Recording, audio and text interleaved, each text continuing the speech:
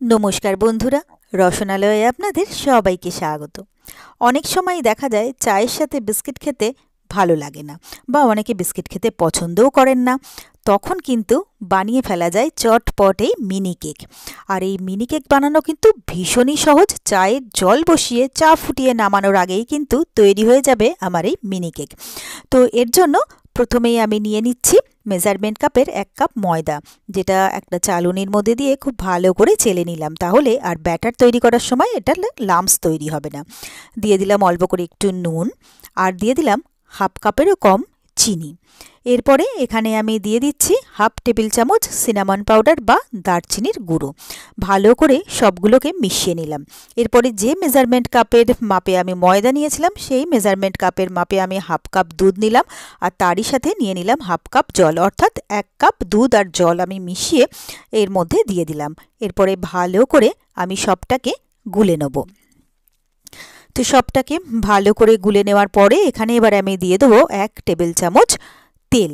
এই তেলটা দিলে কেকের ভেতরটাও কিন্তু ড্রাই হবে না, কেকটাও সুন্দরভাবে সফট হবে। তো ভালো করে মিশিয়ে দিয়ে এরপরে আমি এখানে দিয়ে দেবো একদম শেষে 1 চা চামচ বেকিং পাউডার। তো বেকিং পাউডারটা দিয়েও এবারে একদম ভালো করে আবারও একবার মিশিয়ে নিচ্ছি।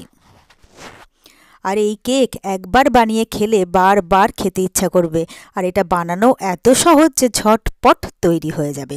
তো এরপরে ব্যাটারটা রেডি হয়ে যাওয়ার পরে এখানে আমি বসিয়ে দিয়েছি একটা আপ্পাম প্যান। অল্প অল্প করে এর মধ্যে বাটার দিয়ে এটার মধ্যে আমি ব্রাশ করে দিচ্ছি।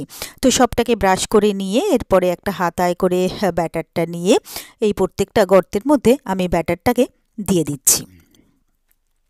তো সবগুলোতে ব্যাটারটা দিয়ে এবারে আমি এটাকে ঢাকা দিয়ে মিনিট 3-4 জন্য আমি এটাকে হতে দেবো। তো মিনিট 3-4 আমার হয়ে গেছে, ঢাকনাটা খুলে নিলাম।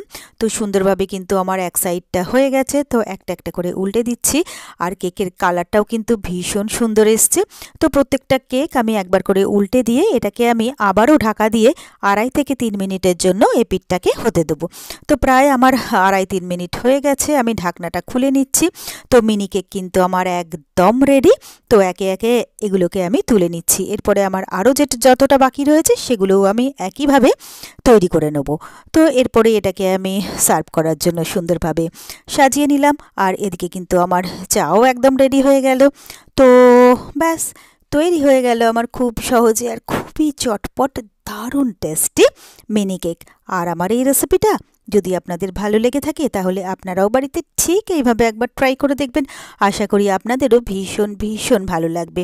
আর আমার রেসিপিগুলো যদি আপনাদের ভালো লেগে থাকে তাহলে প্লিজ আমার ভিডিওগুলোতে লাইক, কমেন্টস ও শেয়ার করবেন। আর আমার চ্যানেলটা যদি নতুন চেক করতে থাকেন তাহলে প্লিজ আমার চ্যানেলটাকে সাবস্ক্রাইব করবেন, আর আমার পাশে থাকা বেল আইকনটা প্রেস করে দেবেন।